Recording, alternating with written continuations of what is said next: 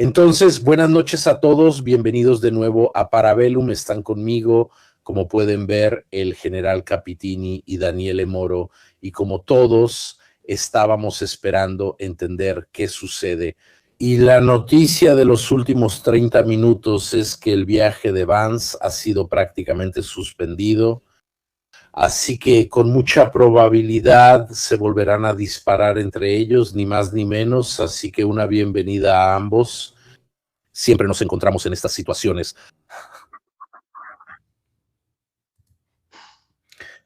Gracias a todos. Entonces yo trato de hacer un resumen de lo que pasó en la última semana. Todos vimos ese vaivén, en el sentido de que primero propuestas en 15 puntos de un lado, propuestas en 10 puntos del otro. Ya desde hace 2 semanas era obvio que los puntos eran tan diferentes e irreconciliables que no iban a llevar a ningún lado. En medio también ocurrieron otras cosas. Los estadounidenses dispararon a un barco iraní, lo abordaron, luego lo veremos, etcétera. En los últimos 2 o 3 días se han concentrado mucho en la discusión sobre el uranio enriquecido. Los estadounidenses dijeron, bueno, Trump dijo, sí, nos llevaremos el uranio enriquecido. El iraní dijo, no, de eso ni hablar. Justo en medio, los rusos se ofrecieron a alojarlo ellos, y me parece que también Pakistán. Obviamente a los estadounidenses esta solución evidentemente no les gusta, porque podría regresar luego a Irán sin demasiados problemas. Esto, por otro lado, parece más una solicitud que responde a las necesidades israelíes, que es precisamente eliminar el problema de raíz. Comienza la segunda ronda de negociaciones. En realidad, mientras Trump, por un lado, decía que la segunda ronda de negociaciones estaba en curso, que iba muy bien, conversaciones muy provechosas, etcétera, los iraníes oficialmente dicen realmente que ellos rechazaron, que no hay ninguna segunda ronda de negociaciones, así que todo se ha estancado. Hoy se suponía que se iban a encontrar al final. Hoy vence el día 21 de las 2 semanas de alto al fuego. En realidad, dado que también pasó ese lío del abordaje del barco, etcétera, digamos que los ánimos se calentaron en las últimas 24 o 48 horas. Y prácticamente, aparte de que Vance hasta hace 4 horas estaba en Washington, estaba al teléfono con Paolo y nos preguntábamos, pero si está en Washington, ¿cuánto tarda en volar desde allá? Así que ya era muy dudoso que se presentara. Ahora es oficial que no ha pasado absolutamente nada, cada quien se quedará en su posición. Paolo, quería darte la palabra de inmediato. Sobre la cuestión del barco, ¿cuánto crees que influyó el hecho de que el USS Spruance además lleva el nombre de un gran almirante? El almirante Spruance disparó contra este barco iraní, lo abordaron, etcétera, justo en estas 48 horas. Es un juego de roles. Mientras tanto, buenas noches a todos. Hola Daniele, hola Mirko y hola a quienes nos escuchan. Mientras tanto, demuestra algo muy claro, que ni siquiera los iraníes creían mucho en esta ronda de negociaciones. ¿Por qué acaso el barco iraní no tenía nada que hacer? Levanta el ancla e intenta romper el bloqueo, le dijeron. El barco iraní levanta el ancla, ve por esta zona y luego vemos qué pasa. Esperando exactamente lo que sucedió, es decir, causar y demostrar que el bloqueo naval estadounidense era una actividad hostil, era un acto de guerra que se estaba perpetrando justo cuando se pedía negociar. Entonces fue una trampa iraní en la que los estadounidenses no es que cayeran, sino que no podían evitar caer. Pero uno no es que empieza un diálogo esperando una actitud relajada, no que te disparen justo en el momento en que lo intentas. Negociaciones, eso es. Estas son las imágenes en las que el barco ordena por radio detener las máquinas, y es un clásico de las acciones que se realizan en un bloqueo naval. Los iraníes dijeron, ustedes nos han hecho prisioneros, tienen marineros iraníes como rehenes, han dañado una propiedad del Estado iraní. Y en el mismo momento en que piensan o nos imponen negociar, entonces lo hacen desde una posición de mala fe. Estoy más que seguro de que los iraníes no se creyeron ni por 20 minutos la idea de las conversaciones de paz que propuso Trump.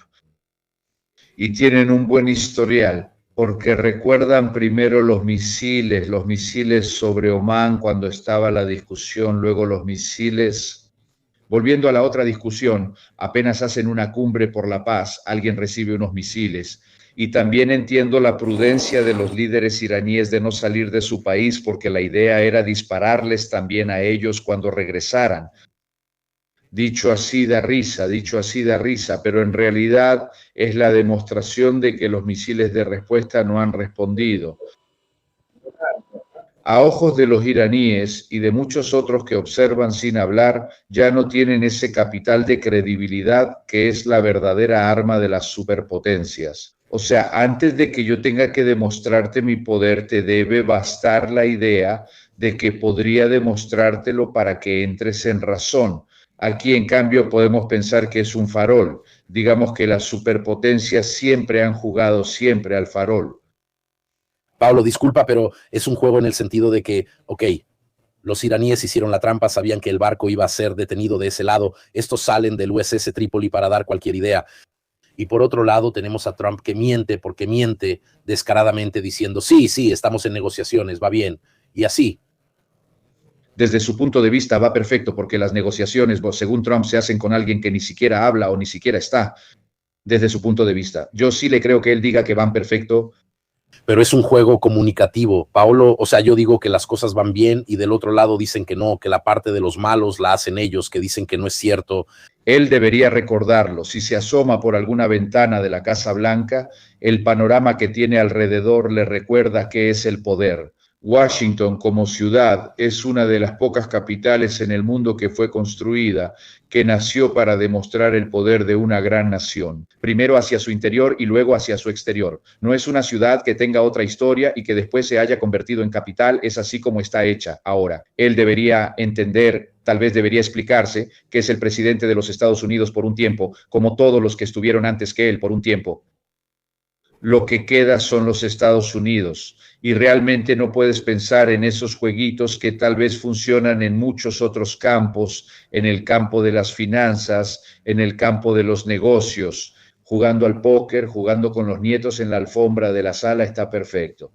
Pero hay cosas que si ocupas ciertas posiciones que simplemente ni siquiera puedes intentar.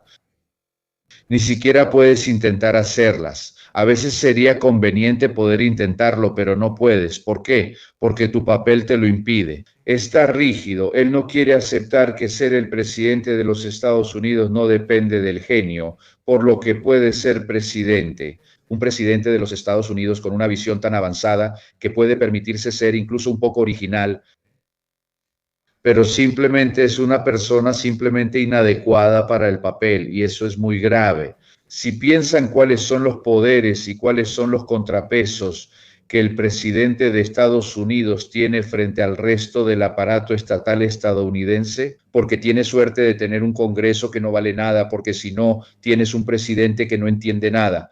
Con un Congreso que tuviera malas intenciones podría sobrepasarlo. Los equilibrios de esa nación se irían al traste.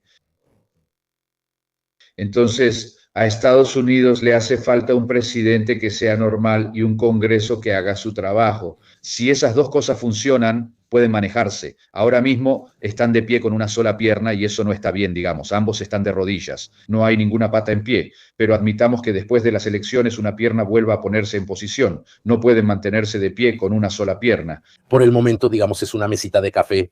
Sí, es una política del flamenco, solo que el flamenco puede mantenerse en equilibrio con una sola pierna porque no se mueve. Se queda quieto, está ahí. Si tuviera que bailar en un solo pie tendría problemas. Eso es, Trump es un flamenco, está convencido de ser un flamenco y lo que es aún peor, está convencido de que puede bailar. Mira, te lo amplío aún más. Además del Tusk, que como pueden ver, superaba la zona, digamos, de restricción impuesta por los estadounidenses. Lo que no me explico, sin embargo, es también la interceptación de otros barcos, creo que de manera bastante pesimista, lo cual es bastante extraño. O sea, miren dónde fueron a interceptar un barco. Sí, es cierto que tenía la ruta declarada hacia Irán, pero fueron a detener un barco, la Tiffany, no Tiffany. Así que nada de desayuno para nadie. Y también está, bueno, navegaba bajo bandera de Botsuana, un poco sospechoso, pero también aquí fueron prácticamente a hacer una inspección, digamos que de todos modos está dentro del derecho marítimo poder hacer una inspección en aguas internacionales. Sí, está dentro del derecho. Si se tiene la sospecha de que el barco, pero la sospecha debe estar en los manifiestos de carga, se sospecha que este barco transporta material bélico hacia un país en guerra, que está en guerra contigo, no con alguien más, que lleve tecnologías que sean para uso bélico y que, curioso decirlo, pueda transportar esclavos. También tiene droga. Los esclavos siguen existiendo después de todo, pero con este principio cualquier marina del mundo puede abordar a cualquiera en aguas internacionales. Pero primero tienes que probarlo, o sea, tener la causa justa, porque por ejemplo en el barco. No, el gobierno dice que si haces la inspección y de todos modos no encuentras nada, los daños, el retraso, así tu gobierno los paga al país de bandera de ese barco. Yo tengo la idea de que Estados Unidos le paga a Botsuana. O Irán, no lo sé.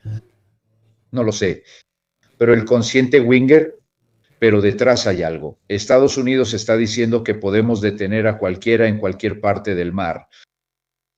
Es reafirmar el hecho de que tienen el dominio del mar. Correcto, muy cierto.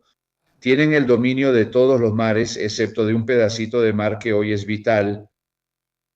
Y ese es el problema de fondo de este discurso. Estados Unidos no puede tolerar que un pequeño y vitalísimo estrecho no esté bajo su control completo y total, porque su poder proviene del control real de las rutas mundiales. Y todas las rutas, tarde o temprano, pasan por estrechos. El estrecho de Malaca, el estrecho de Taiwán, el estrecho de Gibraltar, el estrecho de Suez, los Dardanelos, el estrecho de Barents, Panamá, y terminé la lección de geografía, ya no tengo más. Eso cuesta. Pero por muy grande que sea el mar, al final terminas teniendo que pasar por un lugar específico. Y Estados Unidos basa su poder en el dominio y en la posibilidad de intervenir en cualquier lugar y de permitirle a fulano sí y a mengano no transitar por cierto espacio. Si tú cuestionas esto, cuestionas la naturaleza del poder estadounidense, así como los rusos, que tienen un poder de tipo terrestre. Si tú les ocupas el territorio, lo toman muy mal porque les puedes quitar todo menos la posesión de la tierra, del terreno, y es su elemento de poder. Así se explica una parte de la guerra en Ucrania, se explica el mantener bajo control a Bielorrusia. Ellos necesitan el control físico de la tierra que los rodea. Y los estadounidenses necesitan el control físico del mar que los rodea. Si vas a tocar esto, vas a tocar la esencia del poder estadounidense, que no es financiera, que no es económica, que no es cultural, que no es, voy a decirlo, ni una maldita cosa, pero es esencialmente esto, permitirle al resto del mundo comerciar bajo mis condiciones. ¿Qué puede la teoría geopolítica del Rimland, no? O sea, esa franja donde están todos los estrechos como Tsushima, Suez, Hormuz, etcétera. Quiero señalar dos cosas y luego le doy la palabra a Daniele. Hasta ahora hemos mostrado los líos que han hecho los estadounidenses. Cayeron en la trampa del barco iraní, abordaron otro. Trump dice que hay negociaciones y otros lo desmienten. No es que del otro lado se hayan quedado quietos. El 18 de abril, los iraníes dispararon a un barco. Estos son todos los casos en los que han disparado a barcos. El 18 de abril fueron dos, un petrolero, el Main Shift 4 y el Everglade resultó dañado, tuvo que regresar. Y luego, obviamente, está el incidente del Tuska, así que cada quien puso de su parte de un lado y del otro. Entonces, ya que estábamos hablando precisamente de que Trump es inadecuado, Daniele, antes de la transmisión en vivo nos estaba contando, en mi opinión es un episodio bastante interesante del que nos ocupamos desde el lado operativo, o sea, lo que sucedió con el rescate de los pilotos. Lo que no sabíamos era el detrás de cámaras. Así que adelante, Daniele. Buenas noches a todos, gracias de nuevo por la invitación. ¿Qué pasó? Si recuerdan, en cierto momento derriban un avión y se pierde el rastro de un piloto de un F-15, un piloto estadounidense. Se inicia una operación de rescate sumamente complicada que parece haber involucrado a muchísimos hombres y fuerzas. De eso hablaremos. ¿Qué sucede en cierto momento? Saben que existe la sala de situación debajo de la Casa Blanca. Quizás recuerdan cuando el presidente Obama dirigió la operación para la captura y muerte de Bin Laden. Hay una foto muy famosa donde se ve a una docena de líderes políticos y militares estadounidenses reunidos una noche. Domingo por la noche, alrededor de las 8:30 de la noche, hora de Washington, donde se reúnen. La política y el Pentágono para gestionar una operación sumamente complicada. En la práctica, para el rescate de este piloto estadounidense del F-15 que cayó en los cielos de Irán, ocurre algo parecido. Sala de situación, Trump, el Pentágono, hombres que forman parte de su administración. Es una operación peligrosísima y muy famosa. Cualquiera que haya seguido ese caso, incluso en paralelo, sabe cuál fue el riesgo esa noche. El riesgo esa noche era que Trump terminara como Jimmy Carter. Si alguien hace memoria, ¿qué sucede? Cuando Jimmy Carter envía la operación con los helicópteros para intentar liberar a los rehenes estadounidenses en la embajada, una vez más, de Teherán, en un desastre que le cuesta la reelección a la presidencia de los Estados Unidos de América a Jimmy Carter. ¿Cuál es el miedo de Trump esa noche? Que la operación fracase. ¿Qué sucede en la sala de situación? En la sala de situación, Trump ya está acostumbrado, ahora se ha rodeado en esta segunda administración que es completamente diferente a la primera. En la primera, si recuerdan, había generales, políticos, técnicos y expertos de primer nivel que le dijeron muchos no, para fortuna de todos. Esta vez, recordando la experiencia de la primera presidencia, eligió rodearse solo de personas que le dicen que sí, sean hombres o mujeres. ¿Qué pasó? Que los comandantes del Pentágono que estaban en la sala se dieron cuenta de que este hombre básicamente entró en pánico.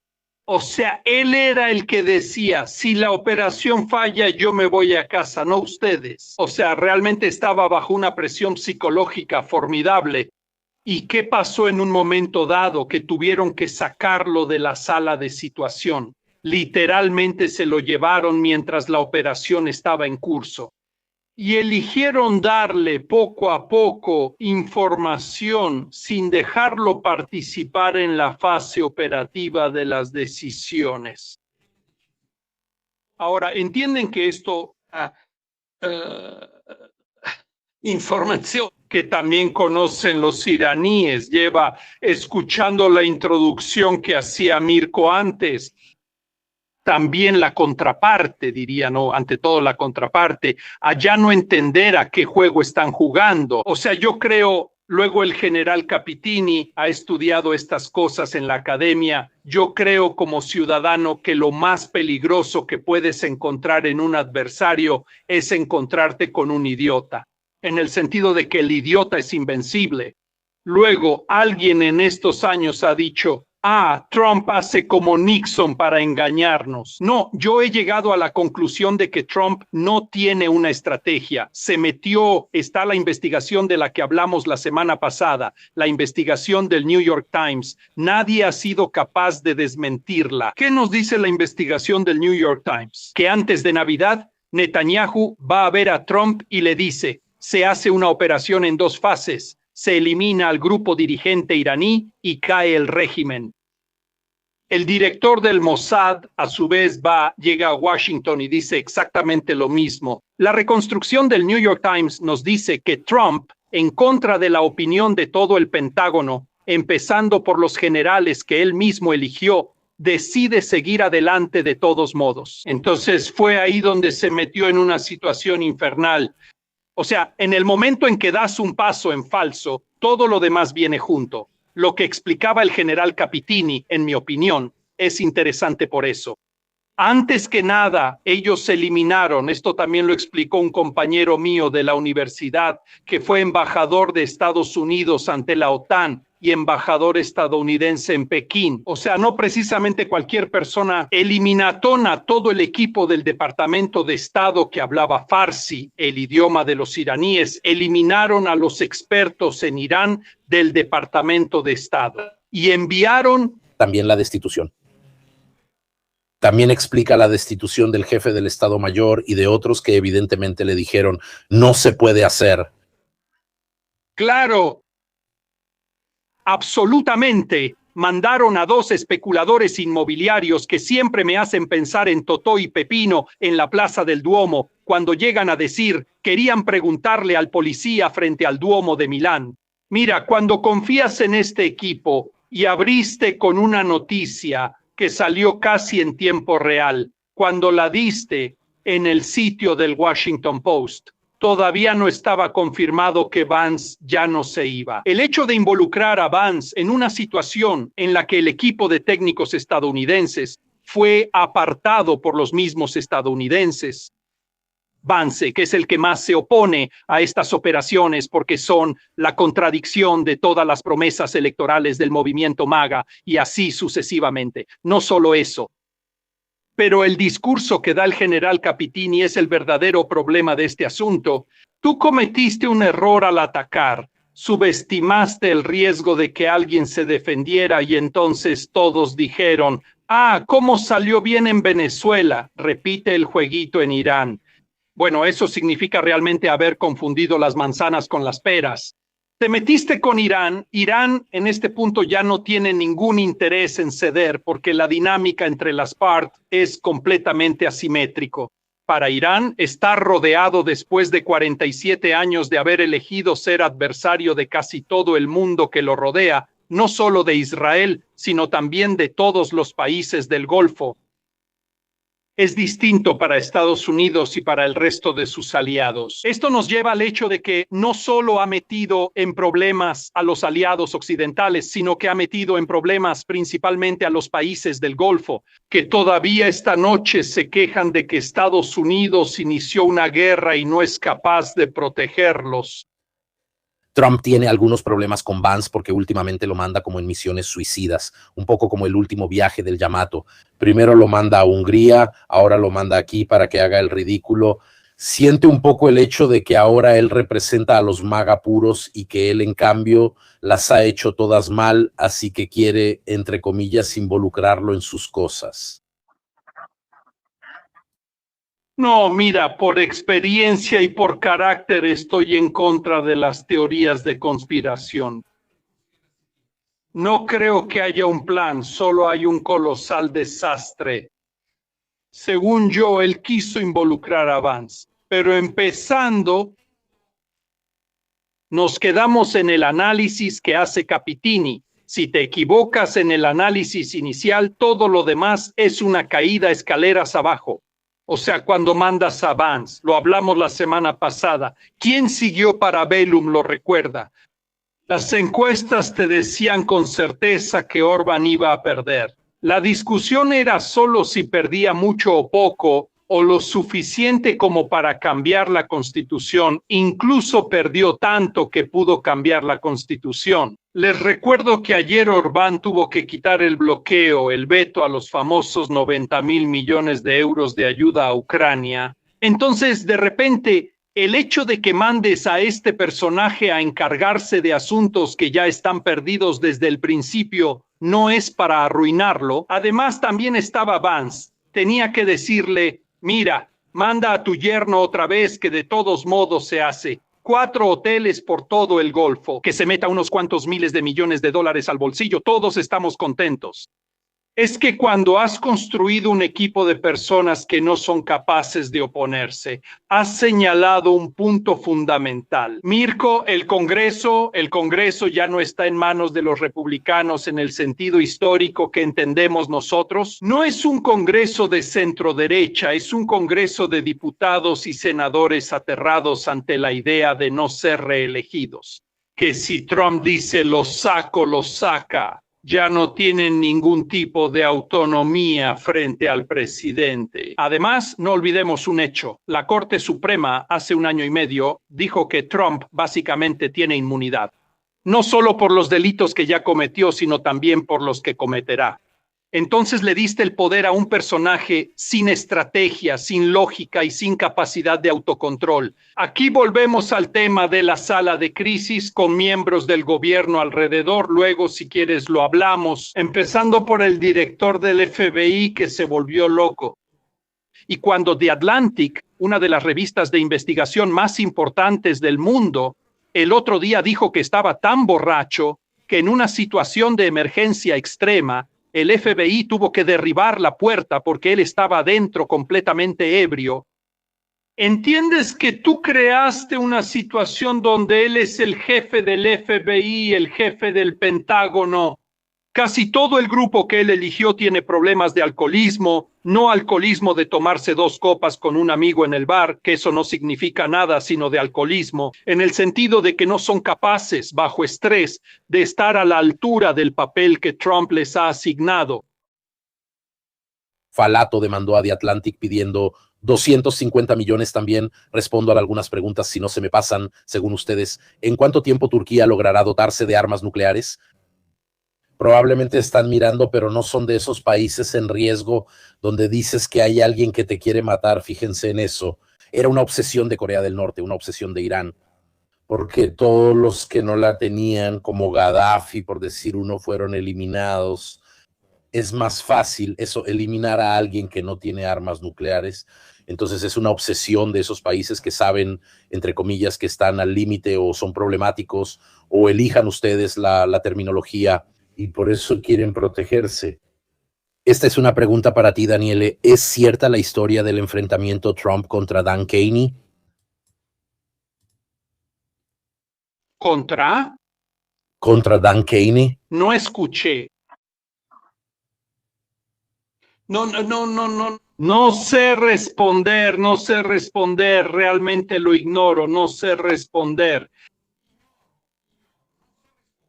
Solo puedo agregar una cosa sobre las armas atómicas. ¿Quién ha seguido Parabellum? El día después de que Trump fue reelegido, me gustaría recordar que dijimos de inmediato que los primeros 2 países que pensarían en un posible rearme atómico serían Corea del Sur y Japón.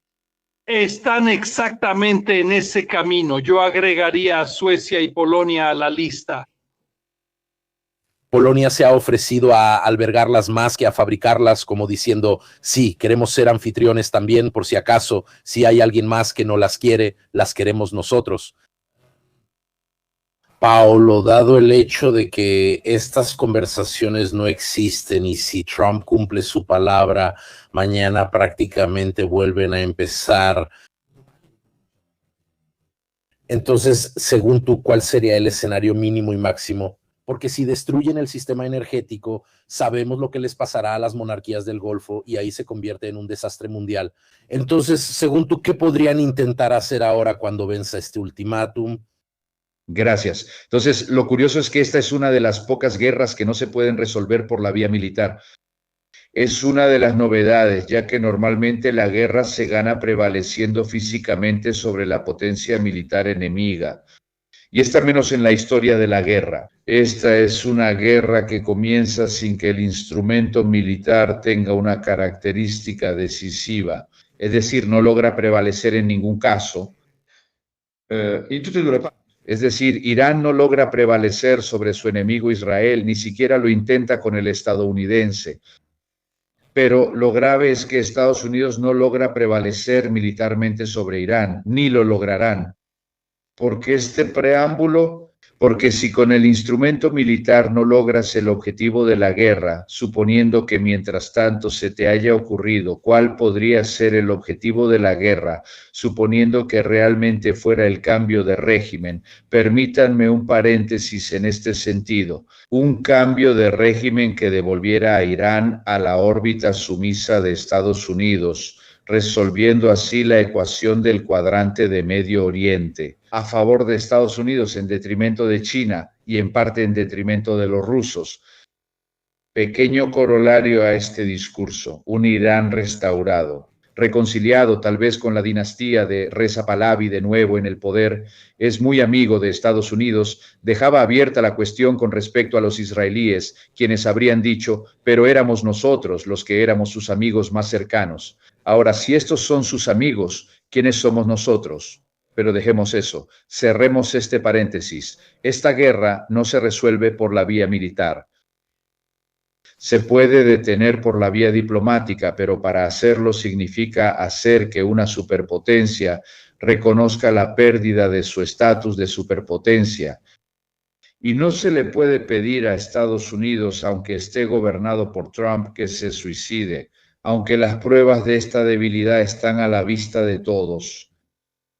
Están a la vista de todos porque tenemos una superpotencia que no puede ejercer el poder de una guerra terrestre porque el ejército estadounidense es una proporción residual del poder militar estadounidense.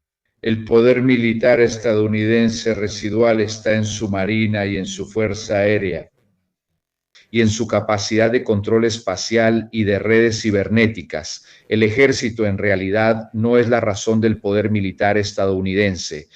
En este teatro no podría expresarlo. Ha intentado expresar el poder aéreo y no ha logrado nada. Ha intentado expresar el poder naval y no ha logrado nada porque las flotas navales están muy lejos de estar cerca de las costas iraníes. Por una simple razón, no por timidez, sino porque existe el serio riesgo de que si disparan hoy, disparan mañana, al cuarto día. Quizá un misil afortunado te caiga justo en el puente principal del Ford y te ponga en serios aprietos. Si no bajo el agua, un portaaviones nuclear, que eso también sería un tema a discutir. Así que no se logra por la vía militar. Si no quieres y no puedes recurrir a la vía diplomática, lo único que haces es perder el tiempo. Seguimos jugando a la defensiva. Yo te paso el balón, tú me lo pasas a mí, no cruzamos la línea de medio campo. Yo no te meto gol, tratamos de no recibir otro. Dicho sin metáforas, hacemos otra ronda de bombardeos así y vemos si tal vez se ablandan. Sabiendo ya que cuando despegas los de la otra parte, se ablandan y ya saben que no se ablandan, pero ganamos tiempo, este paso. Entonces, si tengo que hacer un discurso, estos 15 días fueron utilizados técnicamente por las fuerzas aéreas estadounidenses para que los pilotos descansaran, hacer una mejor planificación, dar mantenimiento a las aeronaves, cambiar algunas piezas, arreglar un poco, una pausa, lo que en la jerga se llama una pausa operativa. La pausa operativa es entre dos ciclos operativos. Probablemente terminada esta pausa, que no es una tregua, comienza un nuevo ciclo operativo, que yo sinceramente espero que no golpee los objetivos que tú has indicado, es decir, que no ataque los elementos vitales de Irán, que en algún lugar, creo que en algún manual polvoriento de derecho internacional está escrito que no se podría hacer. Pero, ¿qué quieres? Total, ¿quién se da cuenta si matas poblaciones civiles, si tiras abajo los puentes, si destruyes las represas, si inundas provincias enteras, si bombardeas los hospitales? Pero bueno, supongamos que no se puede hacer. Pero como bien dijiste tú, no es un riesgo, es casi una certeza, que frente a una acción de este tipo, perdón por la repetición, los iraníes recurran a atacar estructuras similares en el Golfo, que los países del Golfo no tienen la profundidad estratégica de Irán. En otras palabras, sin profundidad estratégica, ¿a dónde van? ¿A dónde van las poblaciones de toda esa parte de ahí, sin agua, sin electricidad, sin nada? Solo hay desierto y 47 grados a la sombra. O sea, tienes que irte de ahí en una semana porque no puedes sobrevivir ahí. Gracias. Israel tiene 2 refinerías, 2 plantas de refinación. si empiezan a atacarlos de verdad ahí, ¿de dónde sacas el diésel? ¿De dónde sacas las otras cosas para Israel? Israel no tiene profundidad estratégica, o sea, es pequeño, es extremadamente pequeño. Y entonces, si la guerra se traslada a ese nivel, por más que las Fuerzas Armadas israelíes estén muy preparadas y muy aguerridas, de todos modos vienen de un país pequeño y concentrado que tiene un número finito de desalinizadoras y de plantas industriales que se convierten en objetivos legítimos. Entonces, este segundo mandato operativo, si realmente quieren abrir una negociación verdadera, podrían volver a bombardear lo que ya fue bombardeado, o bombardear y destruir el cuartel, lo vuelvo a destruir otra vez, llueve sobre mojado.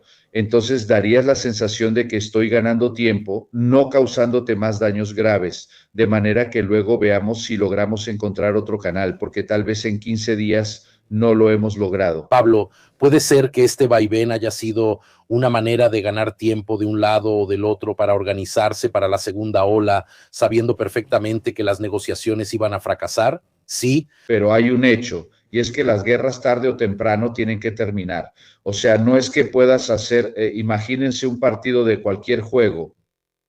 Hay un primer tiempo, hay un descanso, hay un segundo tiempo, pero luego, incluso cuando éramos niños, decíamos que el que llegara primero a 10 goles, luego hacíamos un nuevo partido. Pero realmente hay una regla que establece el final de la competencia. No sé. Estoy tan de acuerdo, Pablo. Recordemos a los rusos en un horizonte de 5 años. Está bien, pero no serán 5 siglos, no. ¿Serán 5 siglos? Cualquier ruso sensato y cualquier ucraniano sensato sabe que no va a pasar los próximos 25 años luchando por el Donbass. 5 años, 6 años, 7 años, porque se lo pueden permitir debido a la continuidad territorial, al hecho de que es una guerra esencialmente terrestre y de drones, por el hecho de que tienen 140 millones de un lado y 30 millones del otro. O sea, tienen motivos por los cuales una guerra puede durar 5 años. Pero si ustedes toman los parámetros de esa guerra y los trasladan a Israel y le dicen, esto es lo que te espera para los próximos 5 años, yo espero una revuelta interna en Israel, la gran huida de los habitantes de Israel hacia otras naciones, porque no puedes, no aguantas, no tienes el tamaño necesario para hacer esto, mientras que Irán sí lo tiene. Por lo tanto, la guerra podrá continuar, pero solo hasta cierto punto. Quizás ahora 15 días de tregua eran pocos. Si hubieran dicho, hagamos 3 semanas de tregua, tal vez se habrían evitado los disparos ahora. Hay que ver que empezarán a atacar desde mañana o pasado mañana, porque si empiezan a atacar fuerte otra vez y entonces le dan la oportunidad a los iraníes de hacer lo mismo, se sube de nivel, se va a otro planeta.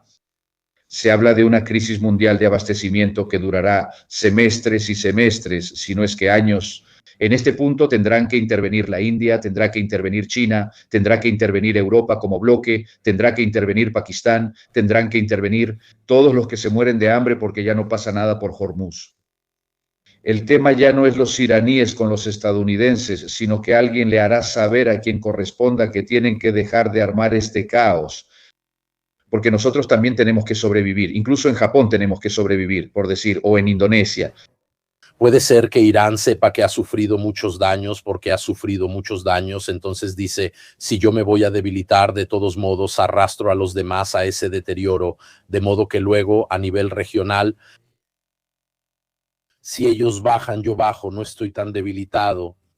Ya lo hemos mostrado en varias transmisiones en vivo, así que no quiero repetirme, pero las dependencias estratégicas de algunas grandes centrales y desalinizadoras en prácticamente todos los países del Golfo son justamente la clave actual con la que Irán puede arrastrarlos al abismo junto con nosotros. Miren que nosotros no la atacamos primero. Puede decir, si ustedes no hubieran sido amigos de estos idiotas de aquí, hoy estarían todos en la playa haciendo miles de millones, pero cometieron un error. Por amistad se unieron a alguien que no los protegió y que no los protege ahora y que no los apoya. No le importa nada el hecho de que serán ustedes los primeros en pagar por su elección de objetivos. Esto es algo igual de peligroso, porque al final te das cuenta de que la mitad del Golfo Pérsico termina aliándose con los iraníes por desesperación o con alguien que apoya a los iraníes como China. Ya esto empieza a concretarse. Ya se empieza a ver un cierto acercamiento de los países del Golfo, no a Estados Unidos, sino a China. Sí, muchos se preguntan si las bases que estaban ahí para protegerlos no son la causa de que se vean arrastrados. Eso también deberíamos preguntárnoslo nosotros, O sea, si en estos nuevos escenarios tener a los estadounidenses es un problema o Trump parece estar convirtiéndose en eso. También responderé algunas preguntas y luego hay algunas cosas para Daniel. A menudo escucho decir que en la historia no hay una guerra ganada solo con campañas aéreas. Nadie recuerda a Japón. De entrada hay un error. Japón fue una campaña terrestre, una campaña aeronaval. La parte aérea ni siquiera era la parte principal. Una cosa que absolutamente destruyó la capacidad productiva japonesa fueron los submarinos que destruyeron la mayor parte de la flota mercante japonesa, que ya era limitada en cantidad y tonelaje antes de la guerra y no tenía una gran capacidad de reconstrucción. Entonces hay muchos factores de por medio. Si uno pone solo la campaña aérea estadounidense contra Japón, bueno, antes de poder llegar a tiro de Japón está la pequeña incursión de Doolittle que servía más para vengar Pearl Harbor. Primero tenían que tomar otras zonas. Si no hubiera estado Okinawa, Tarawa, Iwo Jima, Guadalcanal, Peleliu, etcétera. La estrategia de salto de isla en isla, de ocupar todas las islas que sirven como base para luego ocupar otras islas y acercarse al territorio metropolitano de Japón. Hay una parte de guerra terrestre en un lugar donde hay poca tierra. La guerra era en el Pacífico, pero había muy poca tierra. Pero se me escapa quién era el general de la Fuerza Aérea estadounidense, pero su idea era transformar Okinawa en un gigantesco aeropuerto y prácticamente llevar todos los bombarderos cuatrimotores desde Inglaterra y Europa y llevarlos allí. Había hecho el cálculo, quería hacer algo como 1.500 incursiones de 1.500 bombarderos 3 veces al día. Ese era el plan para destruir Japón. Luego, obviamente, llegaron las bombas nucleares. Pregunta para More. Conexiones entre el presidente de BlackRock, la compra de BR, los derechos portuarios incluso en Hong Kong y Trump, que lo propone para la Fed, porque también hay movimientos extraños. Por cierto, también para responder a Io, estoy siguiendo el chat mientras seguimos. Ahí está reunión, enviado especial. Witkoff y el general consejero presidente Jared Kushner fueron captados por las cámaras afuera de la entrada de la Casa Blanca. También está Rubio, también el secretario de Defensa Hegseth fue visto entrando al edificio. Como Rubio, hay una reunión prácticamente en este momento. Gracias. Gracias a todos. Tomen en cuenta que son 6 horas menos que en Italia, así que la operación está claramente suspendida. Es evidente que la reunión es para decidir cómo moverse, pero debemos quedarnos con las consideraciones que hacen ustedes. Es decir, las dos partes tienen objetivos que son totalmente opuestos. Irán, según yo, no puede bajar más allá de cierto nivel de disuasión, en el sentido de que si Irán cede la disuasión que todavía conserva, un segundo después está acabado. Porque toda la historia de estos países, ustedes mencionaban a Gaddafi. En el momento en que Gaddafi se deshace de las armas químicas y bacteriológicas, está acabado. Desafortunadamente. La experiencia le enseña a Corea del Norte, que se está rearmando, que la única manera para que el régimen de Corea del Norte sobreviva es aumentar la disuasión nuclear. Entonces es evidente que Irán, les recuerdo que hace 7 semanas en Ginebra, según la inteligencia británica, los iraníes estaban cediendo en parte de los temas, estaban cediendo con el dúo Witkoff-Kushner. Y que en el momento en que estaban cediendo Witkoff, siempre me equivoco, Witkoff-Kushner, que en el momento en que estaban en parte aceptando un compromiso, Trump los atacó. Entonces dime, por más antipática que te caiga la parte contraria, ¿cómo puede la parte contraria confiar en el interlocutor estadounidense? No creo que haya planes detrás de esto. Insisto, en mi opinión hay una confusión colosal. Les hago notar algo. Cuando en enero había cientos de miles de iraníes en las calles protestando contra un régimen infame, Trump decía, tranquilos, que ya vamos a llegar para salvarlos. Si unen esa declaración con el hecho de que en diciembre Netanyahu había hecho un llamado al pueblo iraní en farsí diciendo, rebélense contra el régimen, es una prueba más de que Trump realmente estaba convencido de que existía la posibilidad de un cambio de régimen. También les hago notar que hay 50,000 soldados estadounidenses que llevan 6 semanas apostados ahí. Aparte de los costos, el uso de municiones. Han visto que en el Pentágono desde hace unos días hay una alarma sobre esto, en el sentido de que incluso las municiones son un recurso limitado. O sea, no puedes usar más de las que produces. Eso lo entiende hasta un niño. Pero evidentemente al presidente de los Estados Unidos de América el concepto no le queda muy claro. Pero también se ha calculado cuántos Tomahawks General se han utilizado y también se sabe más o menos cuántos son. Las guerras no terminan por voluntad divina, terminan porque se acaba el dinero, se acaban las armas, se acaba la capacidad de combatir, no las ganas de combatir, la capacidad de combatir. La capacidad de combatir incluso de los estadounidenses ha disminuido mucho.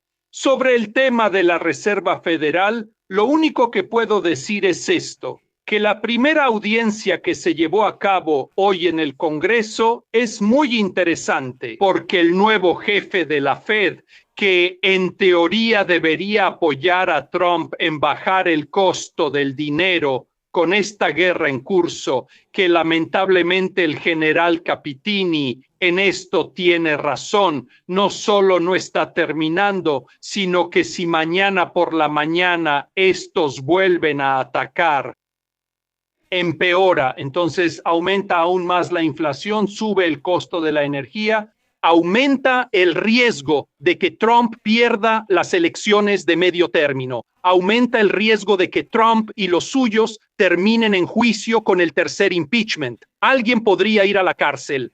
Porque miren que el sistema estadounidense se ha vuelto tan duro que Trump lleva 10 años diciendo a la cárcel Obama, a la cárcel la Clinton, a la cárcel el hijo de Biden. Pero no piensen que del otro lado hay unos inocentes, no hay inocentes. Los demócratas están bajo presión. No es que los demócratas sean buenos y los republicanos sean malos, todos dicen. Esta vez vamos a saldar cuentas.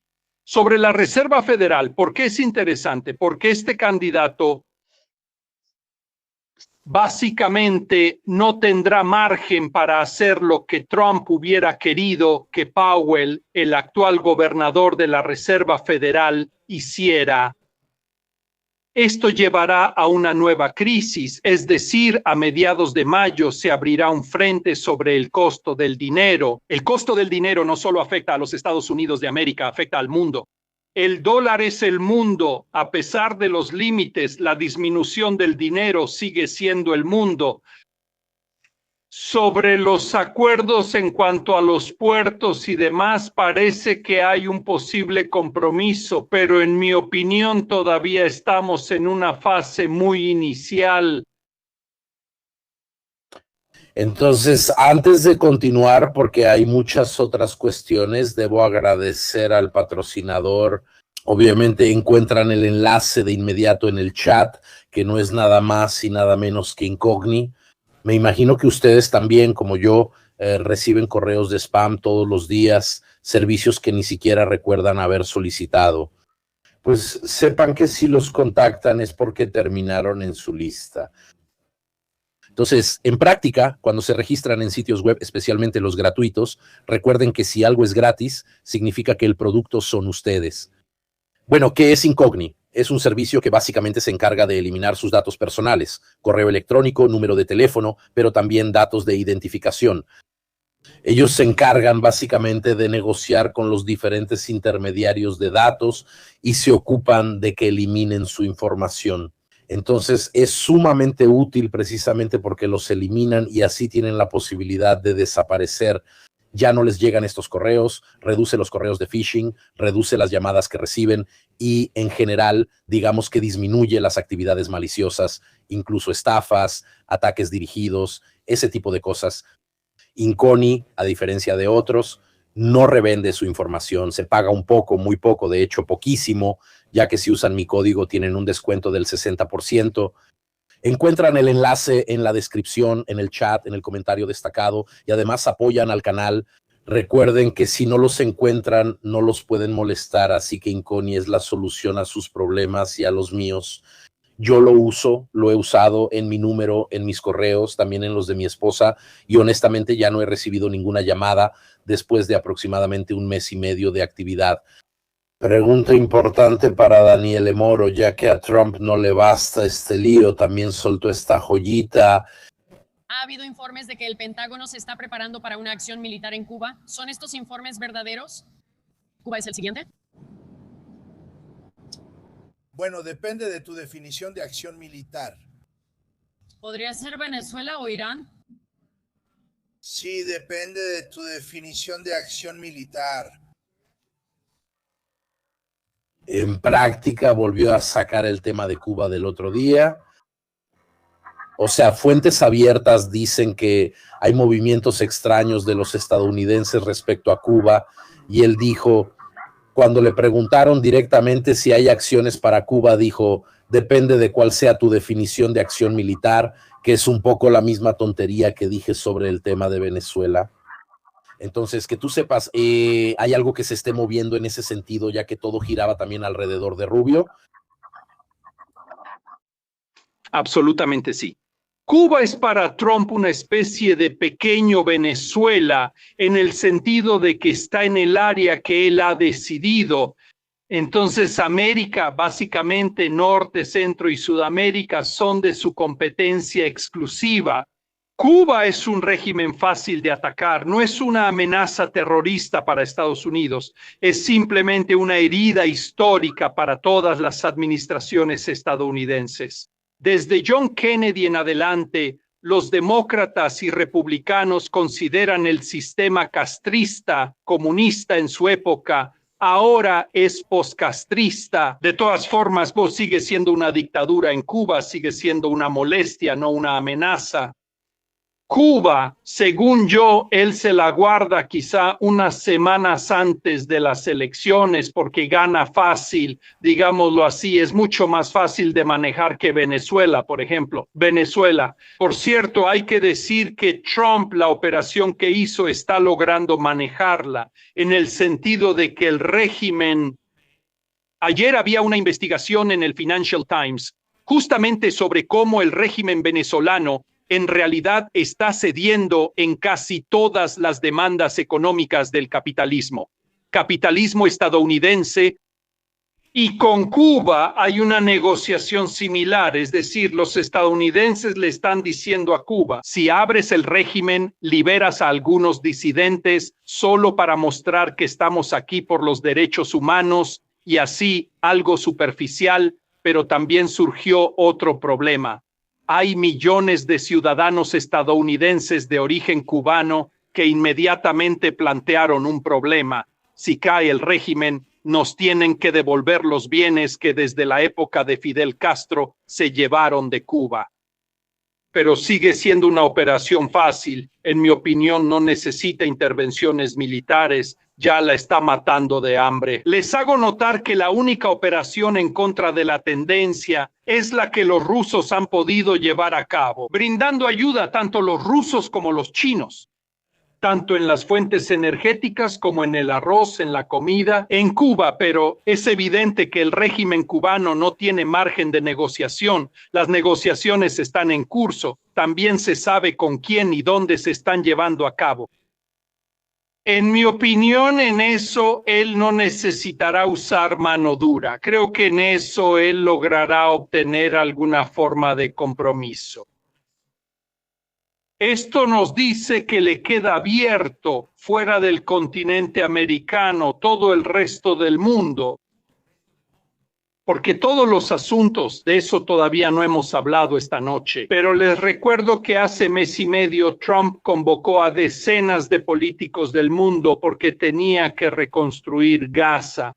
Gaza desapareció de los periódicos, pero sigue ahí, el Líbano sigue ahí, Ucrania sigue ahí, Taiwán lo mismo. O sea, los frentes mundiales de una potencia que pretende serlo. Los frentes del imperio mundial están casi todos abiertos, sin soluciones, sin soluciones. Esto es, quiero decir, no es un problema regional, la relación con la Unión Europea y los llamados voluntarios.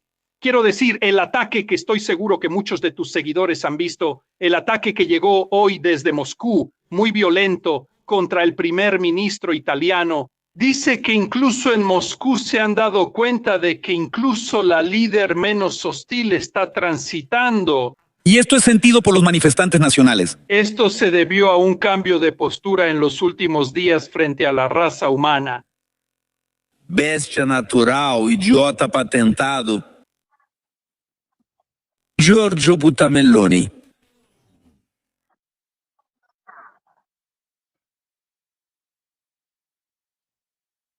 Televisión nacional, si lo piensan. No solo eso, sino que él es un personaje, muchos en Italia lo conocen. ¿Por qué? Porque habla italiano, porque tiene una de las villas más bonitas en el lago de Como. Ahí está. Estos personajes, ¿no? Que vienen de Moscú, la tiene bajo embargo. Aprendió italiano en una de las zonas más bonitas del mundo y como casi todos estos personajes, básicamente invirtieron su dinero en Occidente y hoy se los encuentra. Por lo tanto... Esta tampoco la he entendido nunca, ¿sabes? Nunca la he entendido. Todos estos defensores de Rusia, ¿no? Incluso veo a profesores de economía que defienden a Rusia. Pero cuando ganan un poco de dinero, la casa se la hacen aquí. Compran el Bentley, compran la casa en la Toscana, en Francia, en estos lugares de aquí. No la compran en Gagaucia o la compran en Boriacia. Alguien en Hungría, porque ¿sabes cuánto tiempo se necesita para obtener un permiso de construcción en Gagaucia? Intenten ustedes construir algo en Gagaucia. Esto no subestimen el ataque que vino desde Moscú.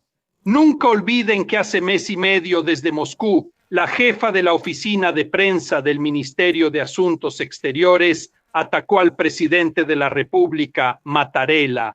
Ojo, porque es cierto que Italia es un país mediano, ¿no? Una potencia media, pero el papel que Italia juega dentro de Occidente molesta a muchos países. La derrota de Orbán no es la derrota de un país de 10 millones de habitantes. El otro día, por ejemplo, los soberanistas prorrusos ganaron en Bulgaria. Pero nadie puede poner a Bulgaria y Hungría en el mismo nivel. Hungría ha jugado un papel en todo el financiamiento, incluso del movimiento MAGA, incluso en Estados Unidos. Se los digo porque sé de lo que estoy hablando. También en Washington llegaron invitaciones muy bien pagadas para ir a Hungría, a construir Hungría como una especie de enemigo interno de la Unión Europea y más en general del mundo occidental. Estas reacciones que están llegando nos dicen que no, ci dicono que el nerviosismo hacia Occidente, hacia lo que llamamos el mundo liberal, no está solo en Washington, está en Moscú y también en Pekín, porque Pekín, que también tiene problemas internos, está jugando un papel muy negativo con Irán porque está ayudando a los iraníes exactamente como los rusos. De hecho, el barco secuestrado quizás llevaba material de doble uso. Eso es lo que dicen los estadounidenses. Quería hacerle una pregunta a Paolo, pero antes quería decir algo sobre Hungría. Hay reportajes completos de pueblos enteros en Hungría donde prácticamente se habla ruso, en el sentido de que los rusos han creado su propia comunidad, se han comprado todo el pueblo. Y Hungría siempre ha dado visas, permisos para entrar, un papel facilitador. Los rusos obviamente traen dinero y entonces empiezan a tener una entrada a Europa, incluso en un periodo como este, facilitada por Hungría. Por eso siempre ha existido esta relación de cercanía. Además, los fondos del famoso escándalo de 3 grandes youtubers estadounidenses que luego recibían dinero por decir lo que decían, curiosamente pasaban por Eslovaquia y Hungría con un falso banquero húngaro, etcétera. Entonces siempre es el mismo circuito, digamos, bancario, el circuito de permisos, etcétera. Entonces se entiende por qué siempre tuvo una relación preferencial con los rusos, incluso en el tema energético. Volviendo al tema de Soloviev, que se está teledirigido, pero de verdad, si empieza con un ataque tan violento y vulgar, también huele a indicaciones de alguien desde Italia. Ahora sabemos que dentro de la derecha en Italia hay un poco de caos, así que quería preguntarte, Paolo, ¿tú qué piensas de esta historia? Porque dudo que Soloviev se levante en la mañana y diga ¿a quién ataco hoy? Y empiece a atacar violentamente a Meloni. Es obvio que el gobierno de Meloni estaba de todos modos muy cerca, al menos desde el punto de vista formal, de Zelensky, y mantuvo esa línea a pesar de que los miembros de su grupo, entre Baldacci, Salvini, etcétera, estaban en contra. Es un poco extraño esto. ¿Te huele raro, Paolo? Sí, antes de dar una respuesta que es solo una opinión, pero recuerdo que Hungría a esta hora, con todos en casa, tiene 9,5 millones de habitantes. Lombardía son 10,5 millones, son 1 millón más que los húngaros. Solo Lombardía.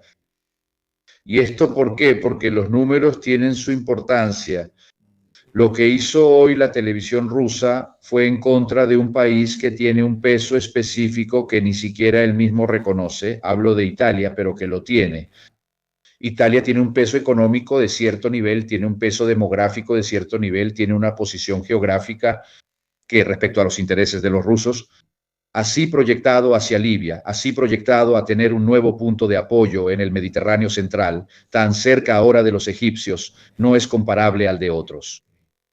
¿Qué tenemos? Pues que la Meloni hace una semana recibió a Zelensky justo después de la pérdida del aliado en Hungría e hizo la profesión de fe que normalmente hace, porque la Meloni siempre ha dicho que el gobierno italiano, el parlamento italiano apoyan a Ucrania sin peros y sin condiciones por lo que podamos hacer, que este es el elemento de realismo que Italia añade al debate general de Europa, sin inventarse cosas como si Italia fuera un país báltico o Polonia.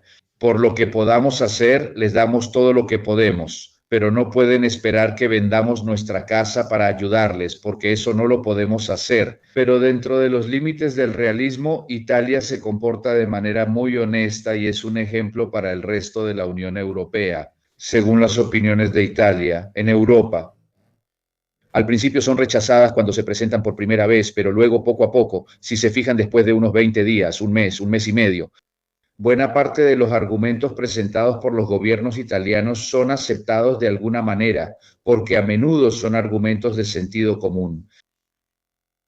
Entonces, ¿por qué nos fastidian? Ahora empiezo a pensar mal, pues será porque quizá dentro de un año tenemos elecciones.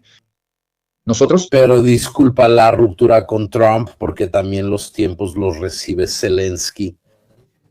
Está la ruptura con Trump, porque incluso para Meloni Trump no rompimos nada, fue Trump quien rompió con nosotros. Nos queremos mucho, pero nosotros convivimos con el Papa, así que no podemos tratarlo mal, porque también es una cuestión de cortesía. Paolo, desde el punto de vista del peso, ¿por qué solo debería enojarse con Italia, que no contamos para nada en cuanto a ayuda a Ucrania, aparte de esas cosas formales? Pero sí contamos mucho en la formación de la opinión pública europea. Y en este punto, con las elecciones. Y aquí hablo a título personal, no tengo pruebas, así que digo lo que pienso, que vale lo mismo que la de cualquier otro. Seguramente menos a un año de las elecciones. Debilitar la parte del centro derecha que es tan descarada y abiertamente filoucraniana a favor de esa parte del centro derecha que no es para nada tan abiertamente filoucraniana, y también a favor de estaba oyendo, a favor de parte de la izquierda.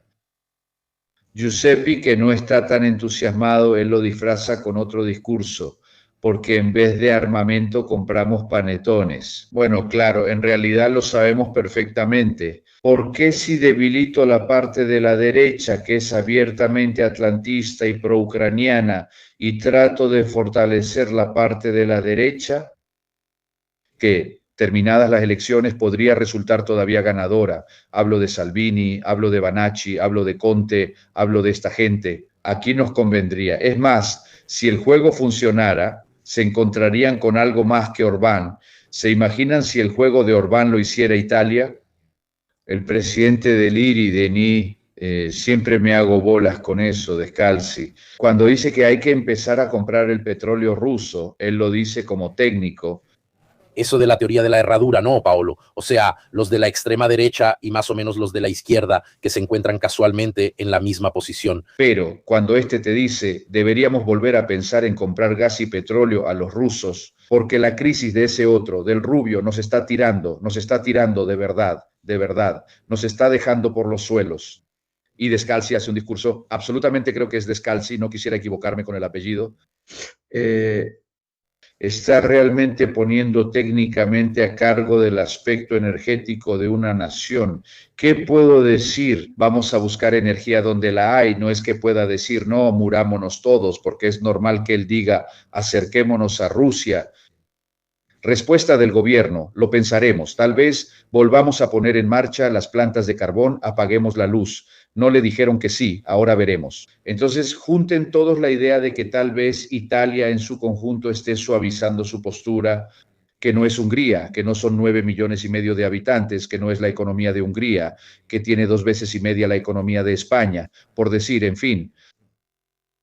Quería decir algo desde el punto de vista político, en el sentido de que Banaccio hizo una jugada astuta en el momento en que tienes una derecha encabezada por Meloni, que sin embargo se ha vuelto muy atlantista y al menos en apariencia se pasea con Zelensky y ya no se ocupa de los temas que solían ser los suyos, como la inmigración y la seguridad interna. Mira que para alguien de la derecha, para atraerlo hacia la derecha histórica, es fuertemente antiatlantista.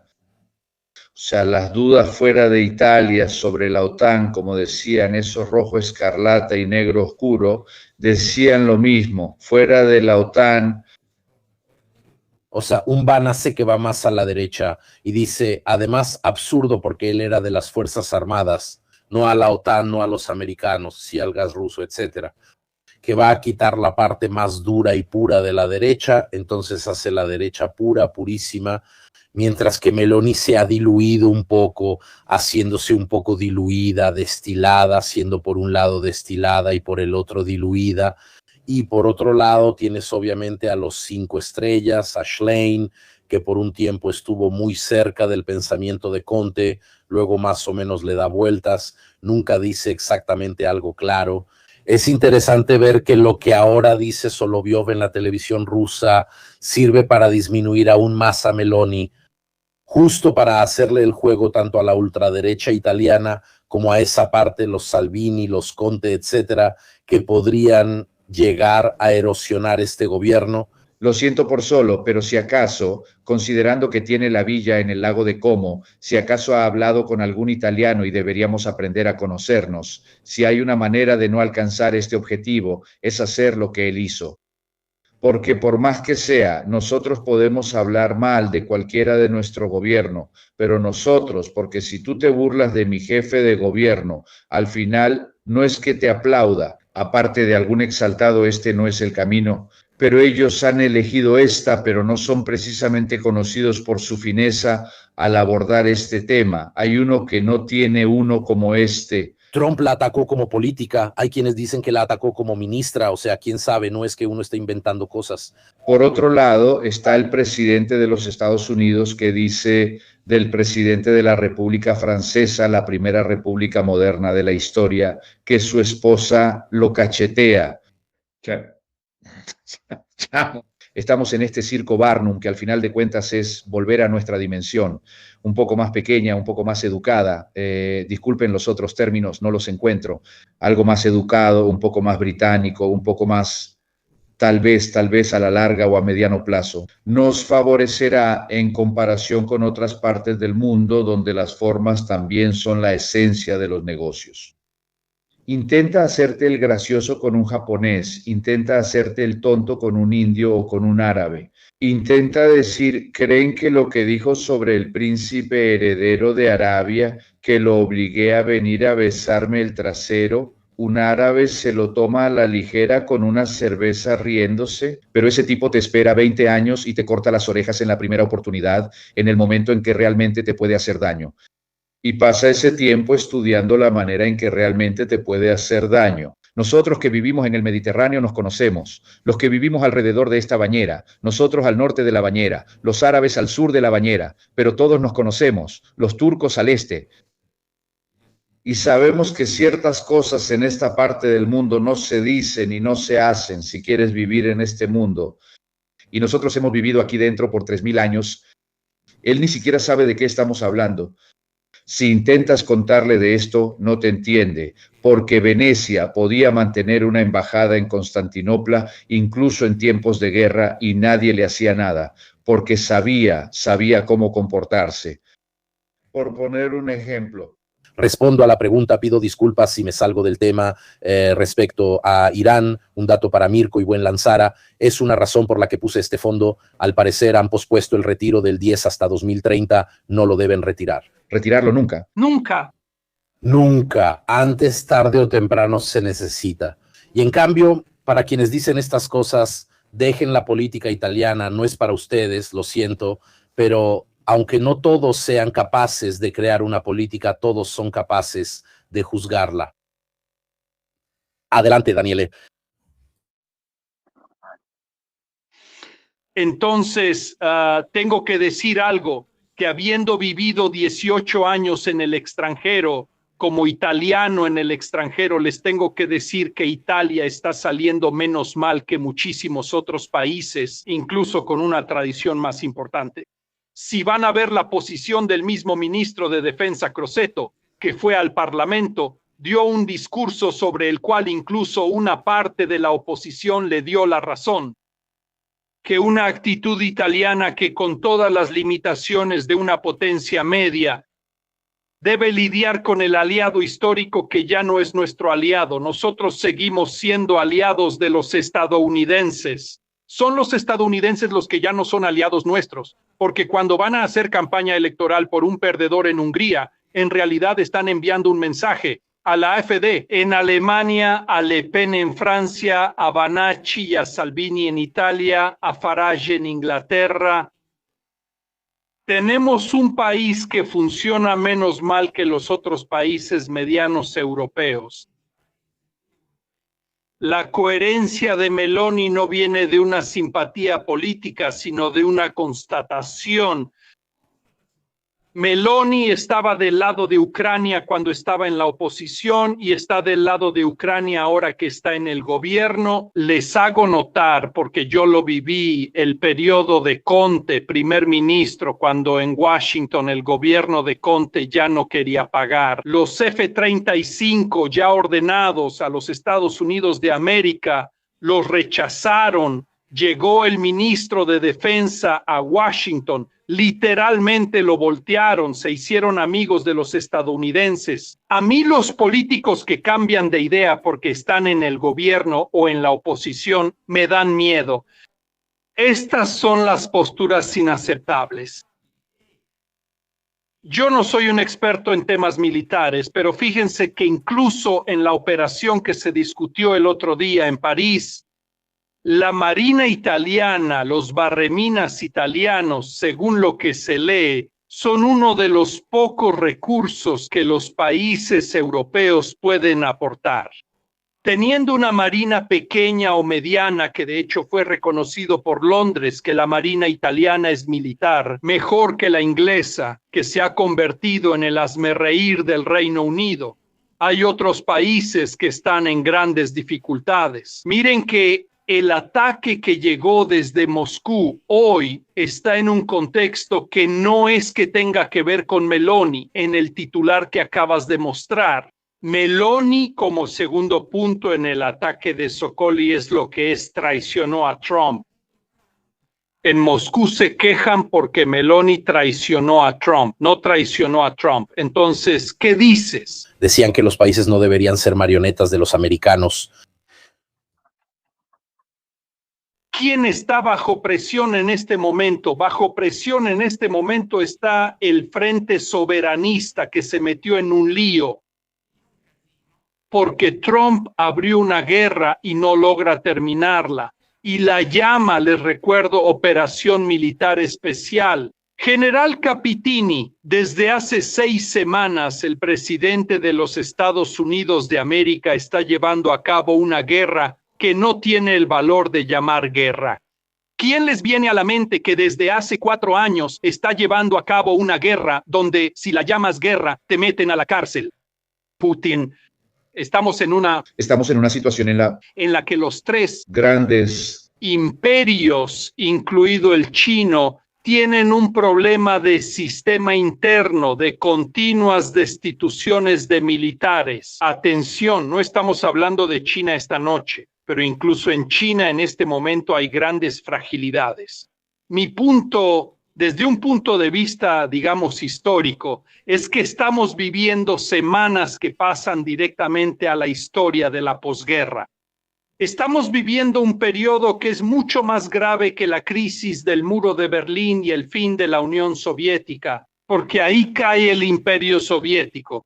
Aquí está ocurriendo que la estructura internacional que de alguna manera ha mantenido al mundo durante 80 años se está desmoronando. La primera víctima, si lo piensan, ¿cuál es? Las Naciones Unidas, que han existido durante 80 años gracias a un compromiso entre las grandes potencias. Las grandes potencias ya no son capaces de llegar a un compromiso, porque ya no tienen una estrategia. No hay una estrategia. El problema que vivimos hoy es precisamente este. Di estrategia, improvisación, pero también el hecho de haber sido arrastrados por los israelíes para la misma misión de algunos funcionarios, que ellos sí tienen un plan. Yo me quito el sombrero ante la estrategia israelí, porque son los estadounidenses. Nadie habla al respecto. Lo veremos en ¿Quién ha visto a Bibi? En estos meses y medio no se ha escuchado nada de su parte, porque todo el ruido lo hace él, toda la atención está sobre Trump, ellos siguen haciendo sus cosas. Por cierto, acaba de romperse el alto al fuego con Líbano, por si nos perdimos alguna parte en el medio.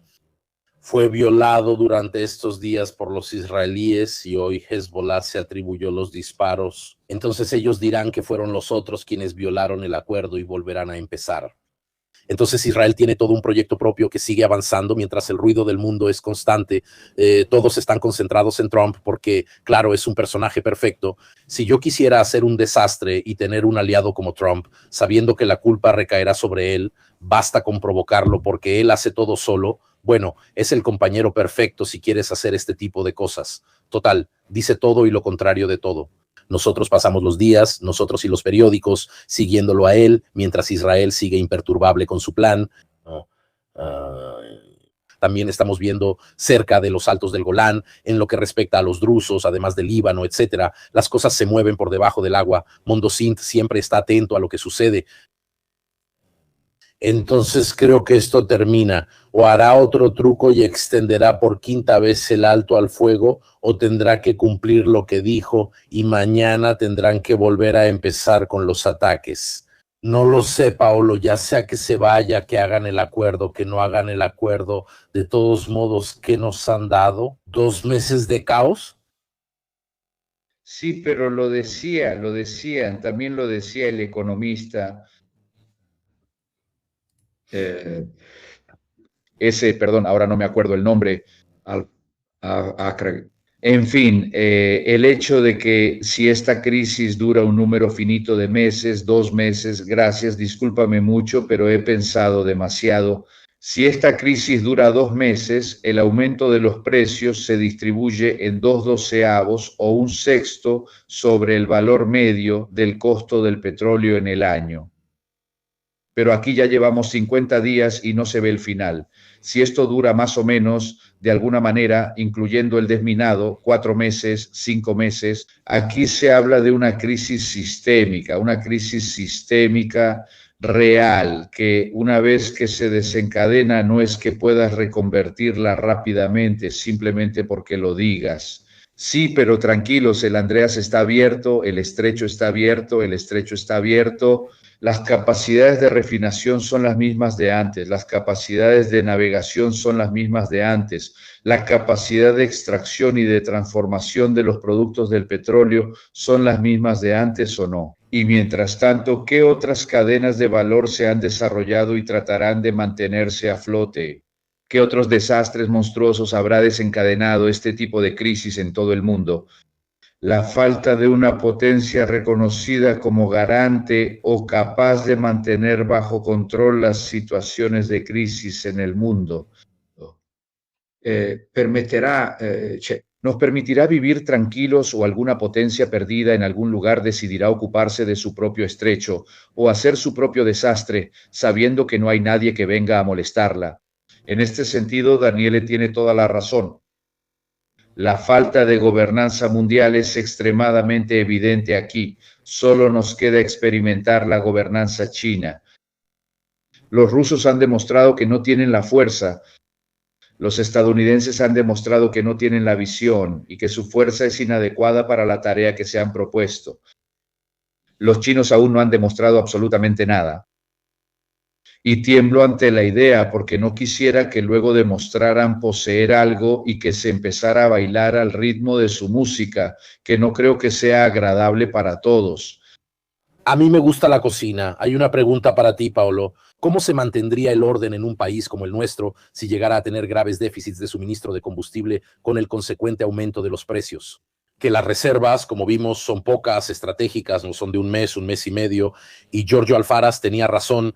Ha hablado en este momento, Arabia Saudita está moviendo casi todo, el 40% de su tráfico por ese oleoducto que llega prácticamente hasta el Mar Rojo, y otros países probablemente, si sigue este desorden, preguntarán si también pueden unirse.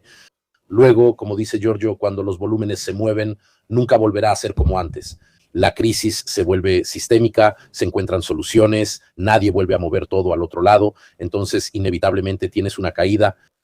Te doy el último dato y te paso la palabra.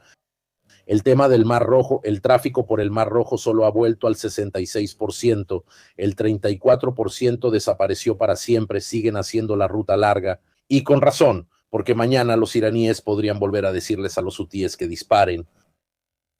Sí.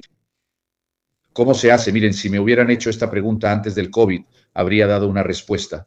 Después del COVID tengo algunas dudas, porque tuvimos la demostración clara de que los italianos, por un cierto periodo, hacen exactamente lo que se les dice.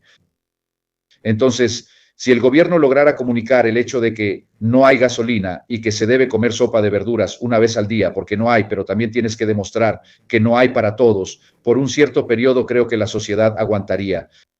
El hecho de que una sociedad de transformación, una sociedad de servicios como Italia, pueda sobrevivir con la gasolina a 5 euros por litro y con la ensalada a 9 euros.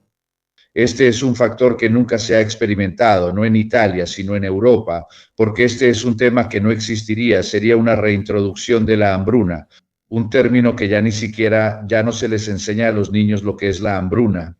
¿Qué significa eso? Nosotros estamos construidos sobre la convicción de que el suministro de energía puede oscilar a ciertos precios, pero está garantizado como un bien, como cantidad.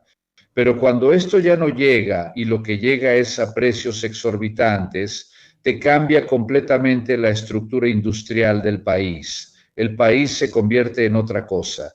¿Cómo reaccionan los italianos? No lo sé, se puede ir desde la resignación hasta la revuelta de los hornos de Manzoni y todas serían plausibles, todas esas cosas, pero sería enfrentarse a una situación que tú no has determinado y que está determinada.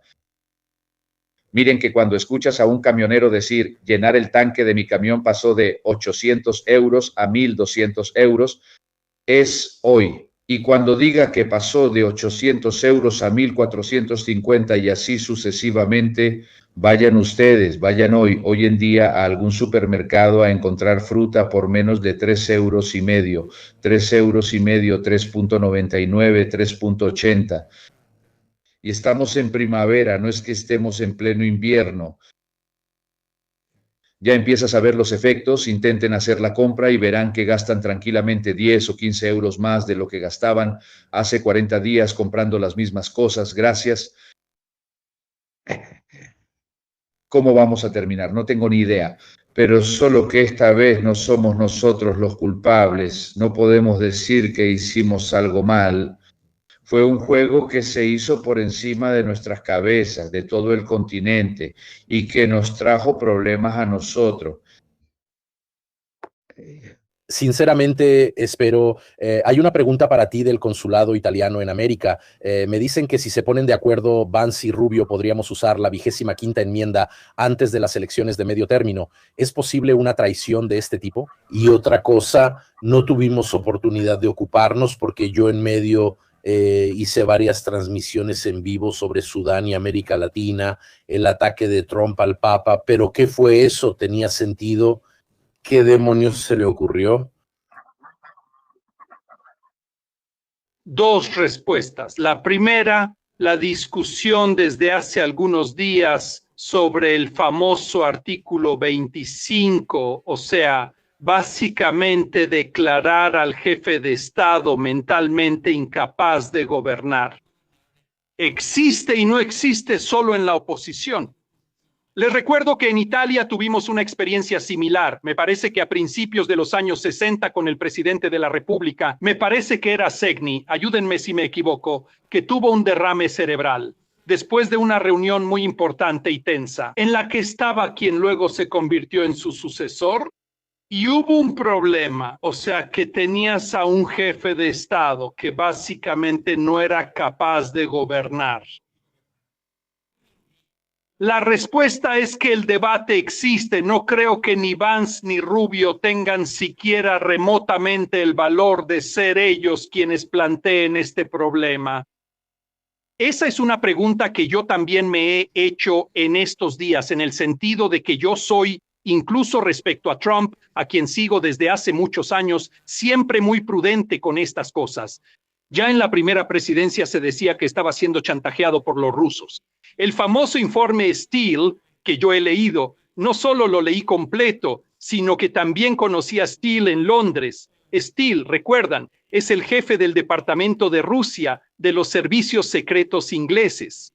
El informe Steele, en mi opinión, es en gran parte cierto. Yo nunca he creído realmente que Trump sea prorruso porque esté siendo chantajeado por Putin. En mi opinión, la motivación es mucho más psicológica. No se trata de chantaje, exactamente como tampoco creo que Netanyahu, por hablar de la actualidad, esté chantajeando a Trump con el escándalo Epstein. En mi opinión, Trump tenemos que aceptar el hecho de que es una persona inadecuada para gobernar el país más importante del mundo.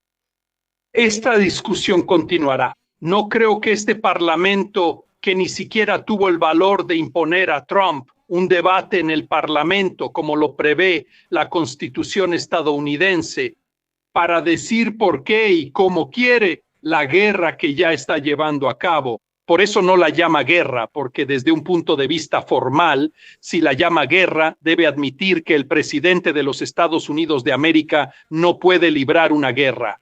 Por eso la llama operación especial. La segunda cuestión.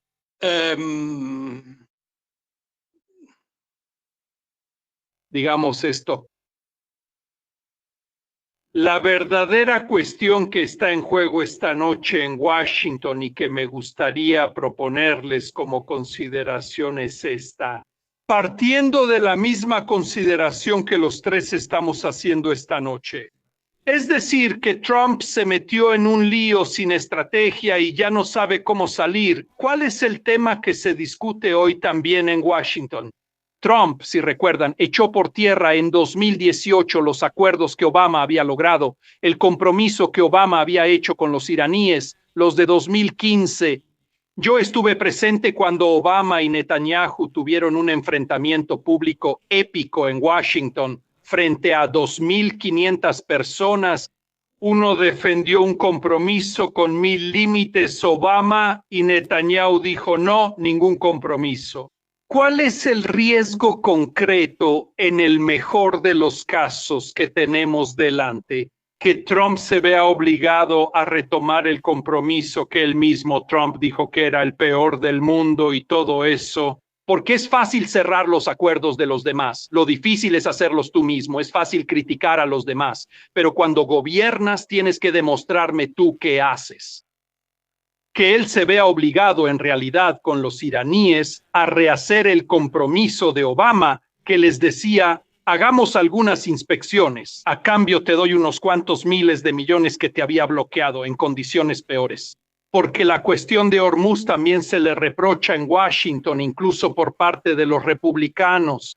Antes Hormuz lo tenías abierto y Irán no era una amenaza para los Estados Unidos de América. Hoy estás frente a dos guerras, porque tú, Mirko, antes recordabas algo de lo que ya hablábamos, al menos hace un mes. Netanyahu y Trump están llevando a cabo dos guerras completamente separadas, con dos estrategias diferentes y con dos pueblos distintos, y para volver al tema de Capitini, con dos geografías diferentes.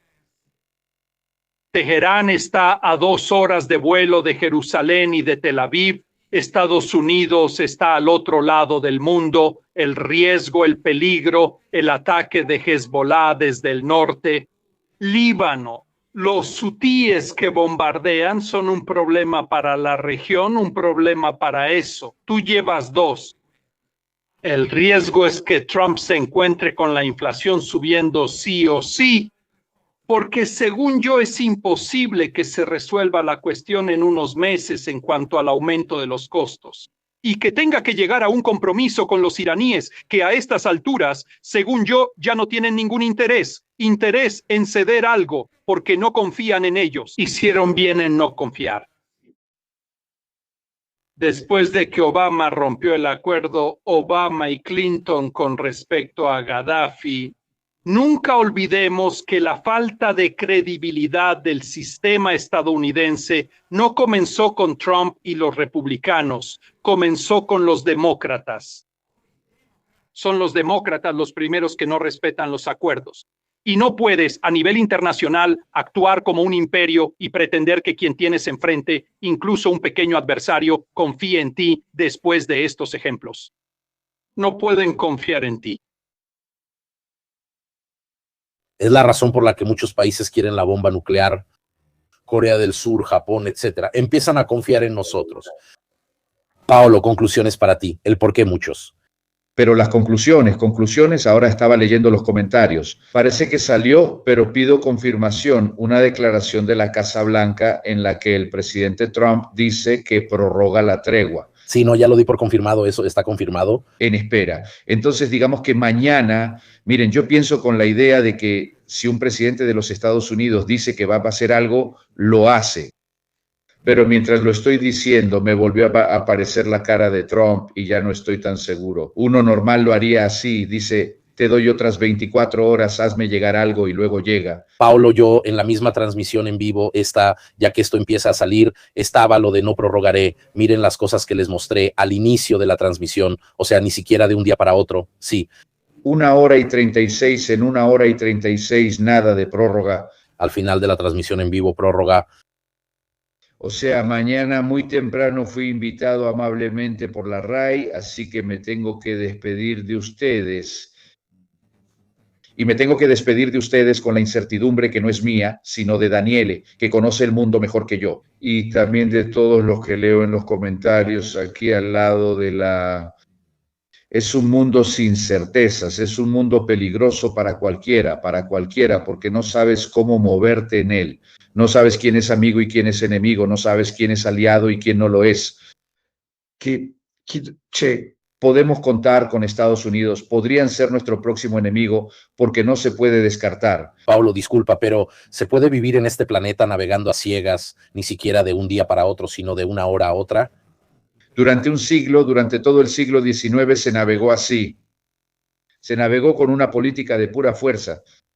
Yo me armo, yo tengo un ejército más grande, y la cosa desde Napoleón en adelante, de la idea de que si ya no quiero pasar por otra conquista imperial a manos de los franceses, me hago mi propio gran ejército, mi gran marina, todo lo grande que quieran. De eso nos curó la Primera Guerra Mundial y de ahí pasamos a la Segunda. El sistema de estar tranquilos únicamente a través de la fuerza no funciona, o al menos no funciona para nuestro continente. Funciona una fuerza creíble que sea tan creíble como o incluso menos que la capacidad de compromiso entre las partes. Si hubiera tuiteado, Paolo, habríamos visto cosas interesantes. Sí, no, eso es seguro. Pero recuerden la llamada telefónica entre el presidente Kennedy y el presidente Khrushchev sobre la crisis de los misiles. Estamos hablando de una crisis que pasó con gente que había estado en la Segunda Guerra Mundial. Khrushchev luchó en Stalingrado, o sea, era gente que sabía lo que significaba la guerra. Estos dos se llamaron por teléfono y al final, más allá de lo que se dijeron, pusieron la jugada falsa sobre la mesa. Yo soy el presidente de esto y te hablo en nombre de mi pueblo. Yo soy el presidente de aquello y te hablo en nombre de mi pueblo. Así que bajemos la cabeza a los dos, evitemos que yo quede mal frente a los míos. Por eso yo doy marcha atrás. Tú, por favor, quita los misiles de Turquía, porque si no, todo este lío viene de ahí. Ese mundo en el que la palabra, mirarse a los ojos y la palabra ha desaparecido. Así que si quitas eso, lo que queda es el miedo, ya no la palabra, el miedo. El miedo es un mal consejero. Decía, los saludo con una frase del mariscal Marshall, George Marshall, dicha a Eisenhower, recién nombrado presidente. No sé si es una frase que les guste mucho.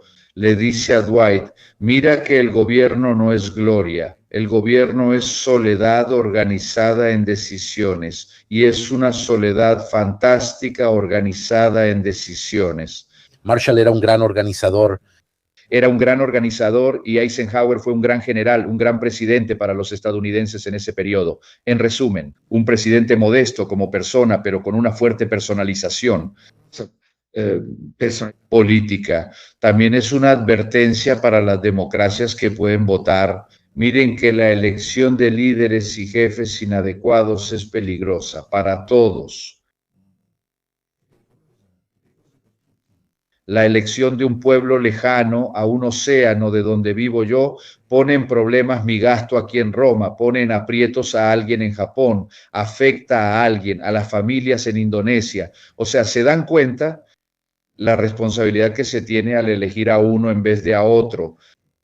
Y esta vez espero que los estadounidenses aprendan esa lección, que no se pueden permitir encontrar a un tonto y ponerlo a conducir el autobús.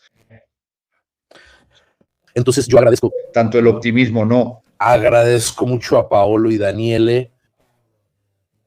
A mí, lamentablemente, la presidencia actual me recuerda más al doctor Insólito que a grandes comunicadores. Y luego veremos quién se siente más culpable. ¿Puedo sentirme más culpable que tú? ¿Te parece, Yuri? Yo también me siento culpable. ¿Queremos detener estos bombarderos o no? Sí, yo también quiero detenerlos. Parece esa cosa. Esperemos a mañana, que quién sabe, porque ya para entonces, es más, a la medianoche todo habrá cambiado de nuevo. Sí, de hecho, gracias a... Gracias a todos y buenas noches. Nos vemos el viernes con Lanzara para una transmisión técnica y el domingo con una actualización sobre Ucrania. Buenas noches. Buenas noches, adiós a todos, adiós.